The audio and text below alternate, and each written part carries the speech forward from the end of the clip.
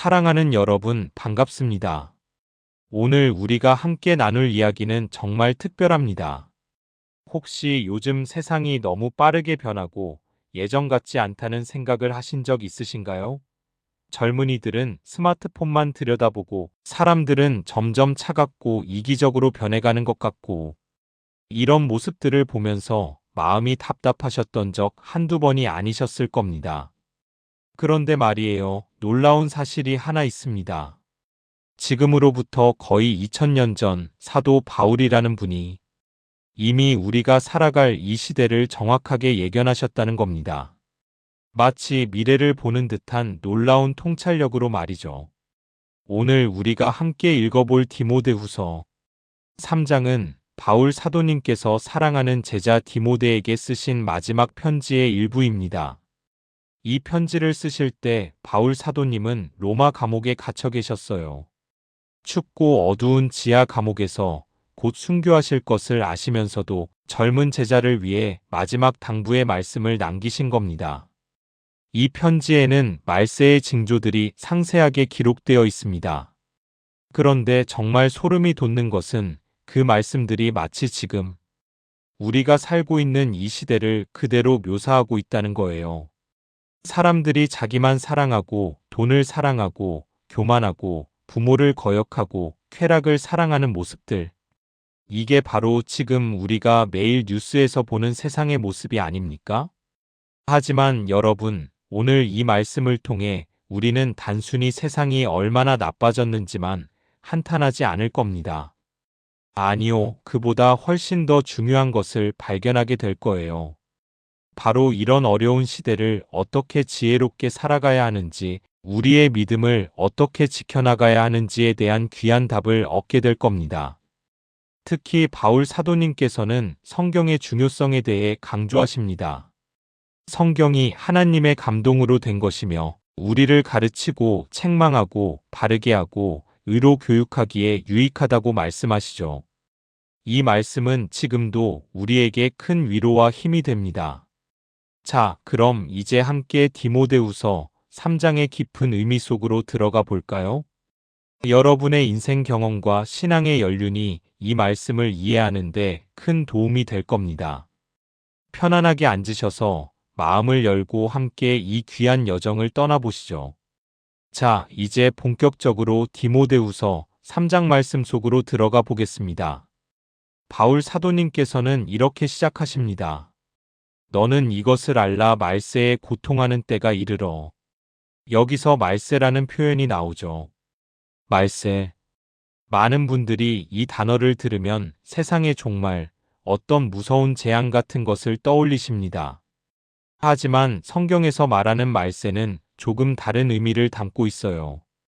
성경에서 말세는 예수님께서 오신 이후부터 다시 오실 때까지의 전체 기간을 가리킵니다. 그러니까 우리는 지금 말세를 살고 있는 거예요. 놀라우시죠? 이미 2000년 동안 말세가 계속되어 온 겁니다. 바울 사도님 시대부터 지금까지 말이죠. 그런데 바울 사도님께서는 이 말세가 고통하는 때라고 표현하셨습니다. 원어로 보면 어려운 때, 힘든 시기라는 뜻이에요. 왜 고통스럽고 어려울까요?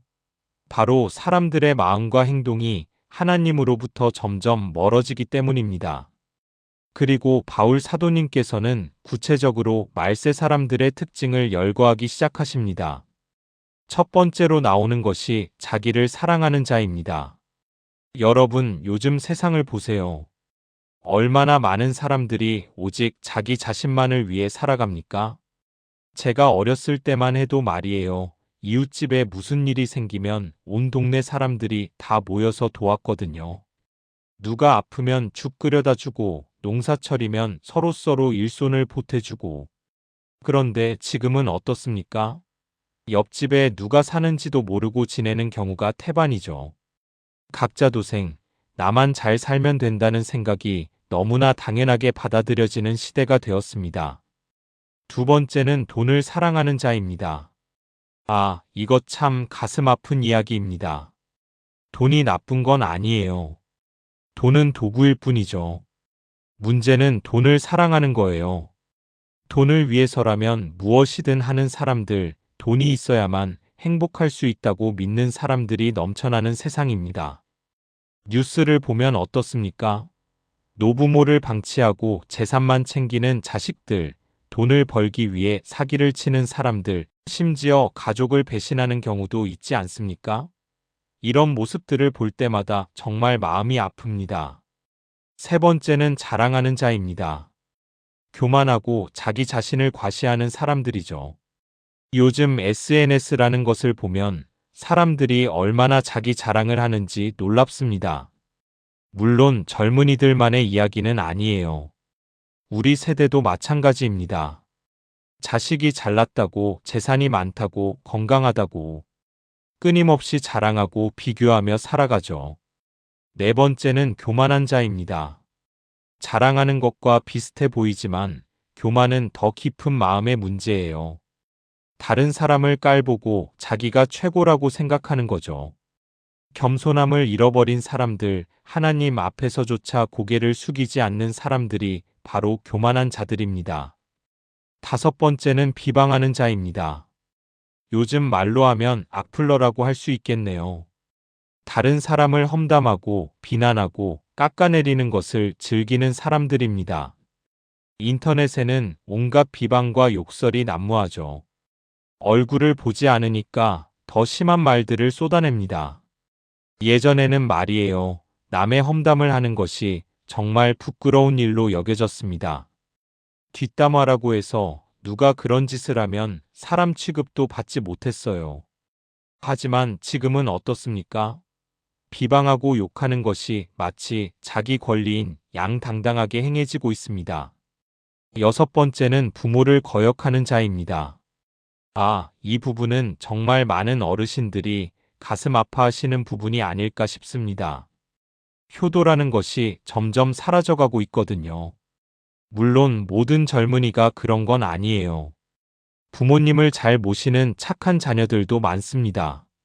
하지만 전반적인 사회 분위기를 보면 부모 공경이라는 가치가 많이 약해진 것은 사실이죠. 제가 아는 어떤 할머니는 자식들이 한 달에 한 번도 전화를 안 한다고 하시더라고요. 명절 때나 잠깐 들렀다가 가고 그나마도 용돈 받으러 오는 것 같다고 슬퍼하시는 모습을 보면서 정말 가슴이 먹먹했습니다. 우리가 얼마나 힘들게 자식들을 키웠는데 말이에요. 일곱 번째는 감사하지 않는 자입니다. 감사를 모르는 사람들이에요. 모든 것을 당연하게 여기죠. 부모가 해주는 것도 당연하고 하나님께서 주시는 은혜도 당연하고 다른 사람의 배려도 당연하게 받아들입니다. 고맙습니다라는 말 한마디가 얼마나 귀한데 말이에요. 여러분, 감사는 정말 중요합니다. 감사할 줄 아는 마음이 있어야 행복할 수 있어요. 아무리 많이 가져도 감사하지 않으면 불평불만만 가득하게 됩니다. 반대로 비록 적게 가졌어도 감사할 줄 알면 그것이 풍요로움이 되는 거죠. 여덟 번째는 거룩하지 않은 자입니다. 신성함을 모르는 사람들, 하나님을 두려워하지 않는 사람들이에요. 요즘 세상에는 거룩함이라는 개념 자체가 사라져가고 있습니다. 무엇이든 세속적이고 저속하고 자극적인 것만 추구하죠. 교회도 예외가 아닙니다. 어떤 교회들은 세상과 구별되지 않아요. 거룩함을 잃어버리고 그냥 친목단체처럼 되어버렸습니다. 하나님을 예배한다는 엄숙함과 경건함이 점점 사라져가고 있어요. 아홉 번째는 무정한 자입니다. 사랑이 없고 정이 없는 사람들이죠. 차갑고 냉정한 세상입니다. 길에서 누가 쓰러져 있어도 그냥 지나가는 사람들, 이웃의 아픔에 무관심한 사람들.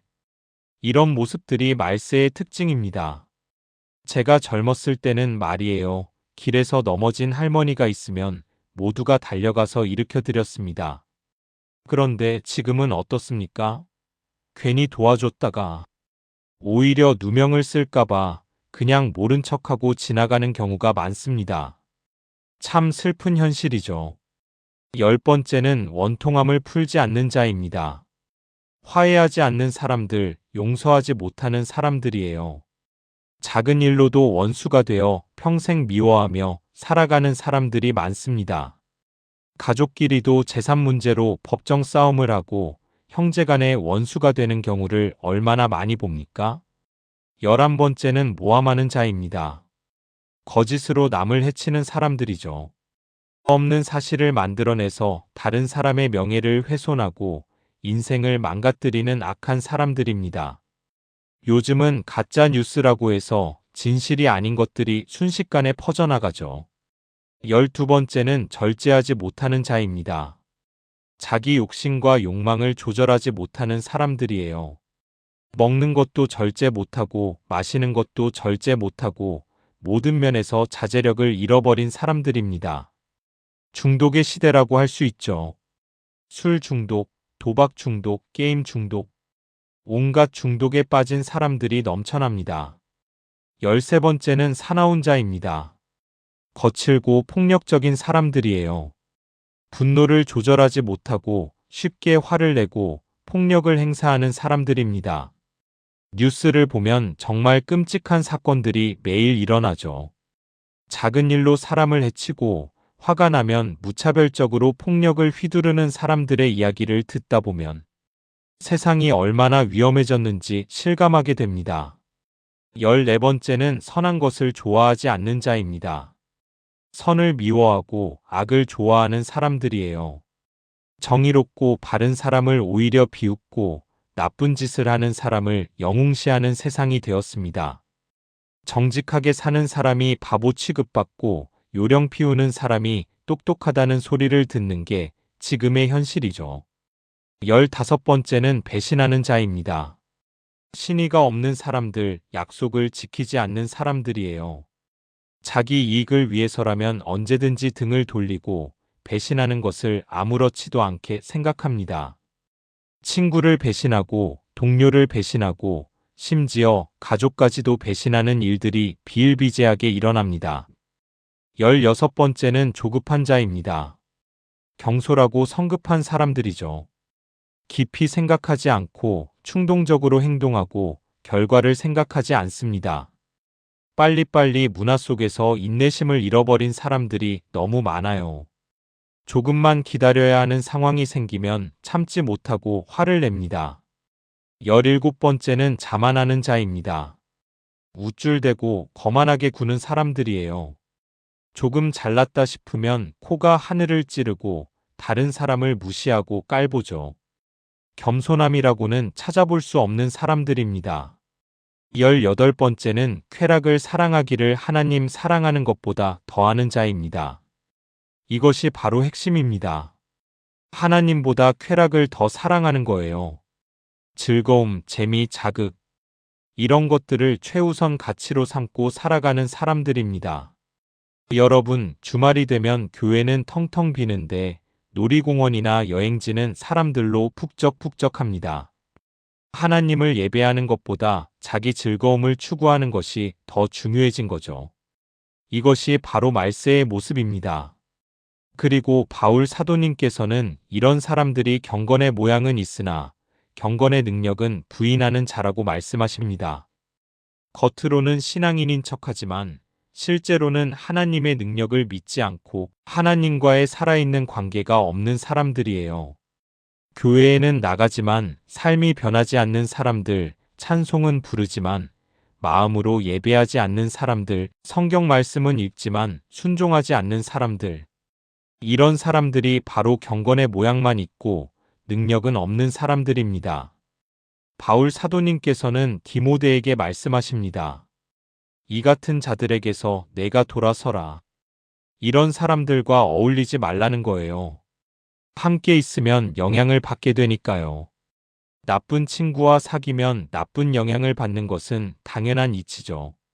그리고 바울 사도님께서는 더 구체적인 예를 드십니다.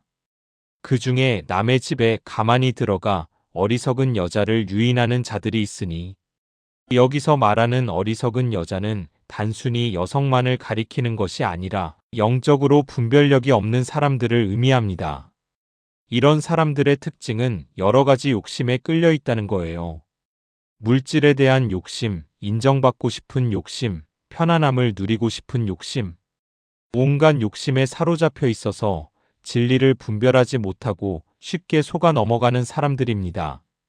또 항상 배우나 마침내 진리의 지식에 이를 수 없는 사람들이라고 하셨어요. 이게 참 아이러니하죠. 배우기는 배우는데 진리는 깨닫지 못하는 겁니다. 요즘으로 치면 온갖 신학 서적을 읽고 성경 공부를 열심히 하는데 정작 하나님을 알지 못하는 사람들과 같아요. 지식은 많은데 지혜가 없고 머리로는 아는데 가슴으로는 믿지 못하는 사람들입니다. 그래서 이 가르침 저 가르침을 따라다니면서도 확신 없이 흔들리며 살아가는 거죠. 바울 사도님께서는 구약 시대의 예를 드십니다. 얀네와 얀브레가 모세를 대적한 것 같이 그들도 진리를 대적하니. 얀네와 얀브레는 출애굽기에 나오는 이집트 왕 바로의 술사들이에요. 모세가 하나님의 능력으로 기적을 행할 때 그들도 마술로 비슷한 일을 흉내냈죠. 겉으로 보기에는 비슷해 보일 수 있어요. 하지만 근본이 다릅니다. 하나님의 능력과 마귀의 능력은 전혀 다른 거예요. 오늘날도 마찬가지입니다. 진짜 신앙과 가짜 신앙, 진짜 능력과 가짜 능력이 혼재되어 있습니다. 바울 사도님께서는 이런 사람들이 마음이 부패하고 믿음에 관하여는 버림받은 자라고 말씀하십니다. 마음이 썩어 있다는 거예요. 겉은 그럴듯해 보여도 속은 썩어 문드러진 과일과 같습니다. 하지만 여기서 바울 사도님께서는 위로의 말씀을 주십니다. 그러나 그들이 더 나가지 못할 것은 저 두 사람이 된 것과 같으니 곧 그들의 어리석음이 모든 사람에게 드러날 것임이라. 악한 자들의 계략은 결국 실패로 끝난다는 거예요. 얀네와 얀브레도 처음에는 모세를 흉내낼 수 있었지만 결국에는 하나님의 능력 앞에 무릎 꿇을 수밖에 없었습니다. 마찬가지로 오늘날 진리를 대적하는 자들도 일시적으로는 성공하는 것처럼 보일지 몰라도 결국에는 그들의 어리석음이 드러나게 됩니다. 여러분, 이것이 우리에게 큰 위로가 됩니다. 세상이 아무리 악해 보여도 결국 진리가 승리한다는 거예요. 하나님의 뜻은 반드시 이루어지고 악은 반드시 심판받게 됩니다. 그리고 바울 사도님께서는 디모데에게 자신의 삶을 상기시키십니다. 나의 교훈과 행실과 의향과 믿음과 오래 참음과 사랑과 인내와 박해를 받음과 고난과 또한 안디옥과 이고니온과 루스드라에서 당한 일과 어떠한 박해를 받은 것을 내가 과연 보고 알았거니와. 바울 사도님께서는 자신의 삶 전체가 디모데에게 살아있는 교훈이었다고 말씀하십니다. 단순히 말로만 가르친 것이 아니라 삶으로 보여주셨다는 거예요. 이게 얼마나 중요한지 모릅니다. 우리도 마찬가지입니다. 자녀들에게, 손주들에게 믿음을 전하려면 말로만 해서는 안 돼요. 우리의 삶으로 보여줘야 합니다. 우리가 어떻게 기도하는지, 어떻게 성경을 읽는지, 어떻게 이웃을 사랑하는지, 이런 것들을 보고 배우는 거거든요. 바울 사도님께서는 특별히 자신이 받은 박해와 고난을 언급하십니다. 안디옥에서, 이고니온에서, 루스드라에서, 그곳에서 바울 사도님은 정말 혹독한 핍박을 받으셨어요. 돌에 맞아 죽을 뻔하기도 하셨고 감옥에 갇히기도 하셨죠. 하지만 바울 사도님께서는 이렇게 말씀하십니다. 주께서 이 모든 것 가운데서 나를 건지셨느니라. 아무리 힘든 상황에서도 하나님께서 함께 하셨고 건져주셨다는 거예요. 이것이 바로 믿음의 삶입니다. 여러분도 인생을 살면서 많은 고난을 겪으셨을 겁니다. 6.25 전쟁을 겪으신 분들도 계시고 보릿고개 시절의 가난을 경험하신 분들도 계시고 자식 키우느라 고생하신 분들도 계시죠. 하지만 돌이켜보면 그 모든 과정에서 하나님께서 함께 하셨지 않습니까? 바울 사도님께서는 이어서 말씀하십니다. 무릇 그리스도 예수 안에서 경건하게 살고자 하는 자는 박해를 받으리라. 이것은 피할 수 없는 진리입니다. 세상은 빛을 싫어하기 때문에 빛 가운데 사는 사람들을 핍박하게 되어 있어요. 물론 오늘날 우리가 받는 핍박이 초대교회 시절처럼 목숨을 위협받는 수준은 아닐 수 있습니다. 하지만 여전히 미묘한 형태의 핍박은 존재하죠. 신앙을 지키려고 하면 손해를 보게 되고, 정직하게 살려고 하면 바보 취급받고, 거룩하게 살려고 하면 고리타분하다는 소리를 듣습니다. 그리고 바울 사도님께서는 경고하십니다. 악한 사람들과 속이는 자들은 더욱 악하여져서 속이기도 하고 속기도 하나니 세상은 점점 더 악해질 거예요. 이것은 슬픈 현실이지만 성경이 예언한 바입니다. 속이는 자들이 더 많아지고 더 교묘해질 겁니다. 그리고 아이러니하게도 남을 속이던 사람들이 결국 자기 자신도 속게 된다는 거예요. 거짓말을 하다 보면 진실과 거짓을 구분하지 못하게 되고 자기가 만든 거짓말에 자기가 갇히게 되는 겁니다. 하지만 바울 사도님께서는 디모데에게 그리고 우리에게 말씀하십니다.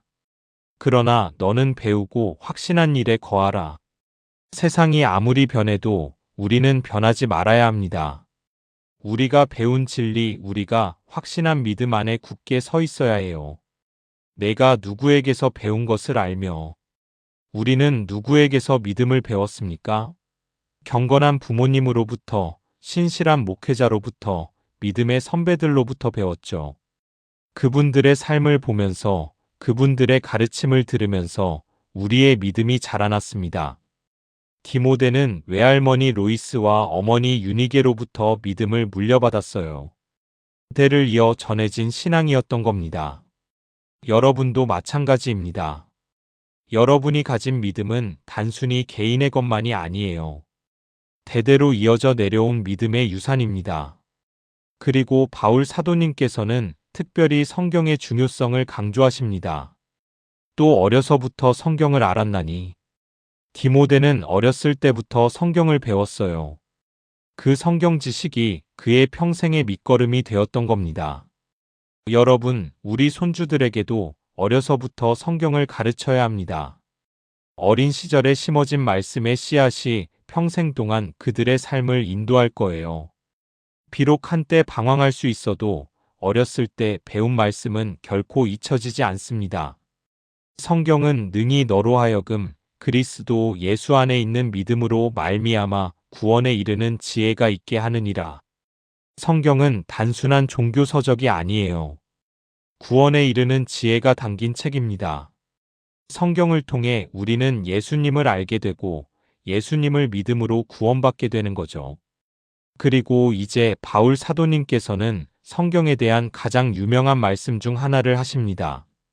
모든 성경은 하나님의 감동으로 된 것으로, 영어 성경에서는 가드-브리드드라고 표현하죠.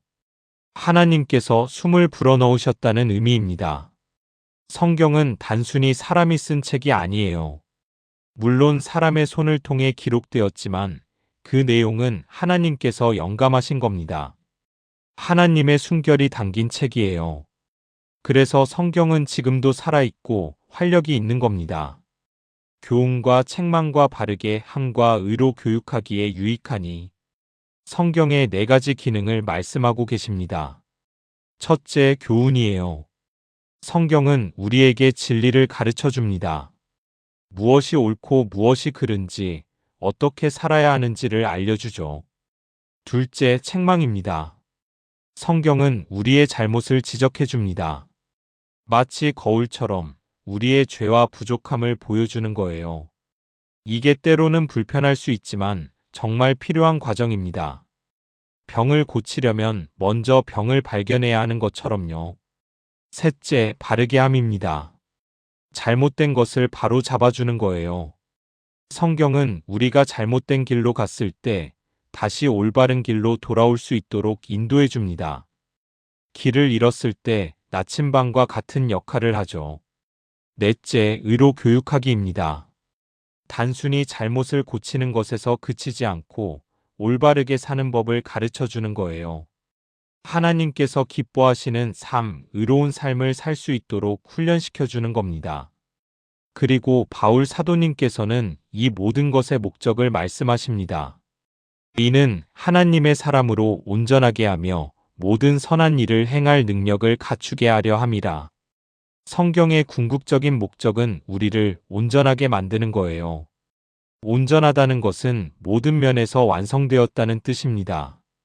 영적으로, 도덕적으로, 인격적으로 성숙해지는 거죠. 그리고 단순히 자기 만족에 머무는 것이 아니라 모든 선한 일을 행할 능력을 갖추게 된다고 하셨어요. 여러분, 이것이 바로 성경을 읽어야 하는 이유입니다. 성경을 읽으면 우리 안에 능력이 생깁니다. 선을 행하고 의롭게 살고 사랑을 실천할 수 있는 능력이 생기는 거예요. 이것은 우리 자신의 힘으로는 불가능한 일이지만 하나님의 말씀이 우리 안에 거할 때 가능해집니다. 여러분, 돌이켜보면 우리의 인생이 참 파란만장했죠? 전쟁도 겪었고, 가난도 겪었고, 수많은 고난을 통과해 왔습니다. 하지만 그 모든 과정에서 우리를 붙들어 주신 것이 바로 하나님의 말씀이었습니다. 힘들 때 성경 말씀 한 구절이 얼마나 큰 위로가 되었는지 모릅니다. 수고하고 무거운 짐진 자들아, 다 내게로 오라, 내가 너희를 쉬게 하리라. 이 말씀 한마디에 얼마나 많은 눈물을 흘렸는지 모릅니다. 또 절망적일 때 여호와는 나의 목자시니 내게 부족함이 없으리로다라는 시편 23편의 말씀이 얼마나 큰 힘이 되었는지요. 이 말씀들이 우리를 여기까지 인도해 왔습니다. 그리고 지금도 마찬가지입니다. 우리가 나이가 들었다고 해서 성경이 필요 없어지는 게 아니에요. 오히려 더 필요합니다. 몸은 약해질지 몰라도 영혼은 더욱 강건해져야 하거든요. 매일 아침 성경을 펼치는 것, 그것이 우리가 할 수 있는 가장 좋은 일입니다. 한 장이라도 좋고 몇 절이라도 좋아요. 중요한 것은 꾸준함입니다. 매일매일 하나님의 말씀을 묵상하고 그 말씀 안에 거하는 것이죠. 그리고 우리가 성경을 읽을 때 단순히 글자를 읽는 것에서 그치지 말아야 합니다. 하나님께서 지금 나에게 무슨 말씀을 하시는지 귀 기울여야 해요. 성경은 2000년 전에 쓰인 고문서가 아니라 지금도 살아 역사하시는 하나님의 음성입니다. 여러분, 우리가 이 세상을 떠날 때 무엇을 가지고 갈 수 있을까요? 재산도 명예도 그 무엇도 가지고 갈 수 없습니다. 하지만 우리 마음속에 새겨진 하나님의 말씀, 그것만은 영원히 우리와 함께할 겁니다. 그래서 바울 사도님께서는 이 모든 말씀을 통해 디모데에게 그리고 우리에게 권면하시는 겁니다. 세상이 아무리 악해져도 사람들이 아무리 타락해도 우리는 하나님의 말씀 위에 굳게 서 있어야 한다고 말이죠. 우리에게는 성경이 있습니다. 하나님의 영감으로 기록된 살아있는 하나님의 말씀이 있어요. 이 말씀이 우리를 가르치고 책망하고 바르게 하고 의로 교육합니다. 이 말씀을 통해 우리는 온전하게 되고 모든 선한 일을 행할 능력을 갖추게 됩니다. 여러분, 오늘 이 말씀을 들으시면서 무엇을 느끼셨나요? 혹시 요즘 성경 읽기를 게을리하셨다면 오늘부터 다시 시작하시기 바랍니다. 아침에 일어나서 가장 먼저 성경을 펼치세요. 저녁에 잠들기 전에 말씀을 묵상하세요. 그리고 우리 자녀들에게, 손주들에게 이 귀한 믿음의 유산을 물려주어야 합니다. 우리가 받은 것을 그들에게도 전해주는 거예요. 우리의 삶으로 보여주고 우리의 입으로 가르쳐주는 겁니다. 세상은 점점 더 어두워질지 모릅니다. 하지만 우리에게는 빛이 있습니다. 하나님의 말씀이라는 빛이 있어요. 주의 말씀은 내 발의 등이요 내 길의 빛이니이다라고 시편 기자가 고백했듯이 우리도 이 빛을 따라 걸어가야 합니다. 디모데후서 3장은 우리에게 말세의 모습을 보여주었지만 동시에 그 어려운 시대를 어떻게 살아가야 하는지도 가르쳐 주었습니다. 세상을 따라가지 말고 하나님의 말씀을 따라가라는 거죠. 사람들이 다 악해진다 해도 우리는 선을 행하고 진리 안에 거하라는 겁니다.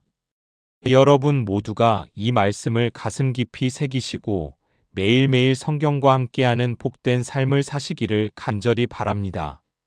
하나님의 말씀이 여러분의 발걸음을 인도하고 여러분의 마음에 평안을 주고 여러분의 영혼을 강건하게 할 것입니다.